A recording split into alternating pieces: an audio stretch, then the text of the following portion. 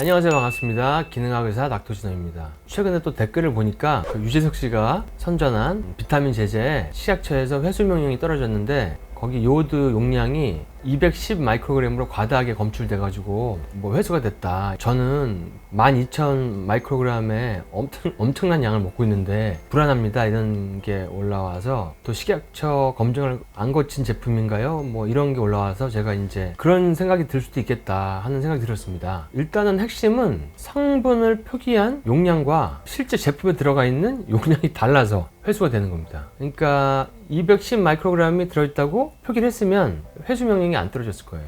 근데 150이라고 써놓고 210이 들어가 있으니까 회수가 된 거죠. 근데 이제 150 마이크로그램이라는 게 어떤 정도의 용량인 걸 여러분들에게 한번 이해하기 쉽게 제가 한번 비유를 해드리자면은 여러분들이 먹는 미역국 한 그릇에 15,000에서 18,000 마이크로그램의 요오드가 들어있습니다. 그러면은 미역국을 한 그릇을 10사람이 한 숟갈씩 먹으면 그게 150 마이크로그램이죠. 그렇게 이해하시면 됩니다. 그 정도 양이다. 그러니까 미역국 10분의 1 마이크로그램의 요오드가 들어있다고 표기가 되는데 보니까 조금 더 들어있었다. 그래서 회수가 됐다는 얘기입니다. 그러니까 이거는 이제 단순 신고 의무 위반으로 인한 해프닝이다. 여러분이 이렇게 생각하시면 이해하기 쉬울 겁니다. 뭐 이게 위험하고 이런 게 아니고 라벨에 적혀 있는 게 실제 용량과 다르다. 이렇게 이해하시면 됩니다. 그래서 뭐 외국의 사이트에서도 여러 가지 뭐 아이오도랄이라는 제품도 있고 뭐 요즘에 요오드 제품들이 그래도 하나둘씩 많아지고 드시는 분들도 많아지는데 거기에 들어가 있는 거는 보통 뭐 한 알에 3.125 미리그램이죠. 마이크로그램이 아니라. 그러니까 마이크로그램을 하면 뭐 3,125 마이크로그램이죠. 3.125도 있고 6.25mg도 있고 12.5mg도 있고 외국에는 더 고농도 50mg짜리도 있고 그런 제품들이 있는 거는 그것들이 다 신고를 하고 그와 같은 용량으로 만들었기 때문에 문제가 없는 겁니다. 그리고 사실 뭐 요오드에 대해서 제 책을 읽어보시거나 아니면 다른 영상을 보신 분들은 알겠지만 100년 전에 내과 교과서 머크 매뉴얼을 보면은 지금 저희가 지금 마이크로그램 가지고 지금 회수 명령이 떨어졌다고 하는데 밀그램 단위로 먹는 게 지금 많다고 얘기하는데 사실 옛날에는 그램 단위로 썼거든요. 그램 단위로.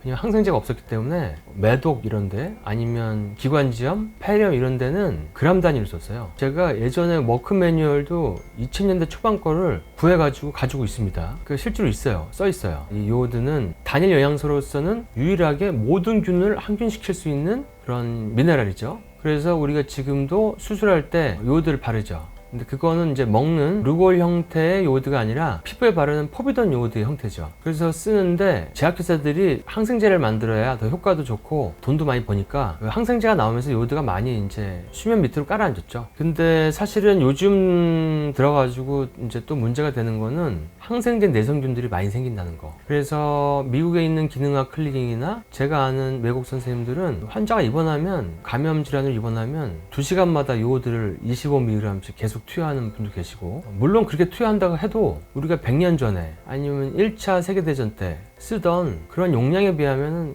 엄청 낮은 용량이죠. 옛날에 뭐 독일의 그 의사 처음으로 암을 대사 치료했던 1940년대 그때 닥터 거슨도 요오드를 밀리그램 단위로 썼으니까요. 그러니까 밀리그램 단위는 그렇게 높은 용량이 아니다. 그리고 사실은 요즘에 요오드는 항생제 내성으로 인해서 내성이 없기 때문에 더 중요하게 부각될 가능성이 훨씬 많다. 팬데믹이 돌 때 내성균 때문에 많이 고민하잖아요. 근데 이런 뭐 비타민C나 요오드 같이 메가도즈를 썼을 때 항균 작용을 나타내는 영양소들은 내성이 없습니다. 그래서 이제 좀 더 가치를 발할 가능성이 훨씬 더 높습니다. 그래서 뭐 코로나가 막 돌 때도 고용량 비타민C를 맞으니까 환자의 어떤 컨디션이 좀 나아졌다. 이런 것들이 이제 중국에서도 임상한 사례가 있고 제가 알기로 그 LA인가 뉴욕인가 캘리포니아인가 지금 약간 헷갈리는데 오리지널 비타민C 아스코르 그게 이제 코로나 치료제로 허가를 받았었죠. 그러니까 지금 우리나라에서 쓰는 비타민C 카피제보다도 제가 맞아보면 훨씬 통증도 덜하고 사실 우리가 알고 있는 비타민C 항암에 대한 논문들이 다 그 아스코르 그 성분으로 되는 거기 때문에 그 아스코르만 찾는 분들도 있어요.